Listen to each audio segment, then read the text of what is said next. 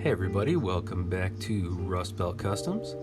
Today we're going through the whole process of removing tampos from die-cast cars using nail polish remover. So of course you're going to need nail polish remover. I put it in a little cup just because it's easier to dip these Q-tips in, and you're also going to need Q-tips, but that's it. And of course here's our car that we're starting with. This is a 68 Shelby GT500. Now that we get it out of the pack, you can see where all of those flames are.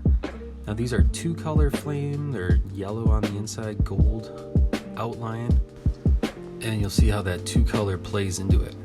So first you're going to want to take the Q-tip and saturate it in the nail polish remover. Tap off any excess. You don't want too much on there because it will actually affect the paint underneath. And then you're just going to rub around on there with the wet Q-tip. You can see it starting to break down already. You'll notice that when it does break down, if there's excess liquid, the tampo will actually float on the liquid. You want to get it off of the paint because it will reattach itself to the original paint. But you can see how much paint was coming off there from the tampo itself. We'll just continue the process here, rubbing off the flames on the hood.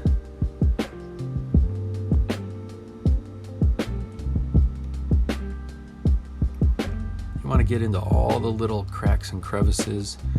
You can see the little air intakes and that on the hood.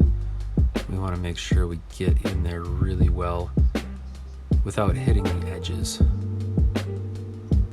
Make sure you have a lot of Q-tips because you're going to want to swap them every now and then. So now we'll get to the sides of the car. Now this is going to be a little bit more tricky, and later on in the video I'll show you how to fix what we're about to do here. You can see that door seam. The tampo will stick in there.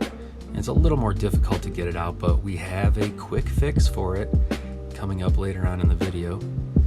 You do want to get as much out as possible. The problem with over rubbing is you could possibly rub off some of the paint underneath. So my process later on will help that. Now it's the same thing here where we want to make sure we get into all the little edges.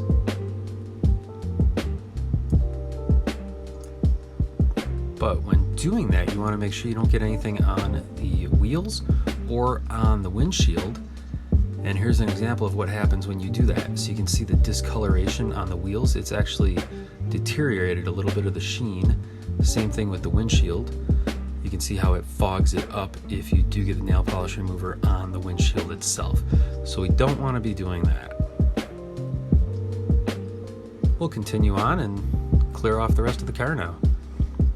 There it is, all nice and clear, but you can see that in the door seam, you do have a little bit of extra tampo. So what I have here is some Testors enamel, dark blue.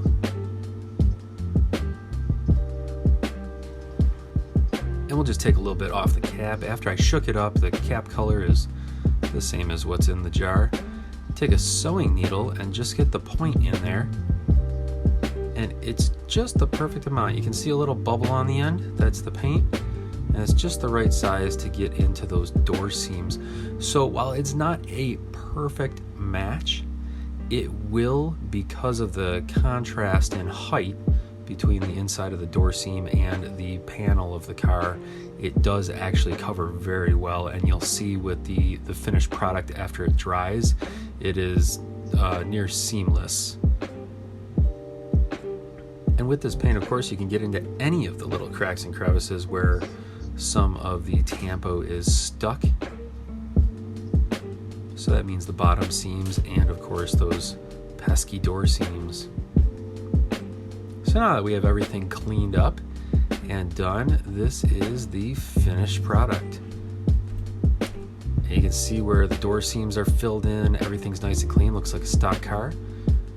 Next up, we'll just be going through some added details, doors, tail lights, anything like that. But that's the process, guys.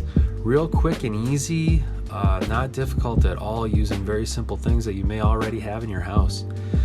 So thank you everybody for watching. Subscribe if you're new. Hit the bell for notifications, because subscriptions don't just help. They will send you a notification if you hit the bell. And check out that video right there. That's another good one. Some more how-to tips, and look for some more of this coming up from Rust Belt Customs. Thanks for watching, guys. We'll see you later.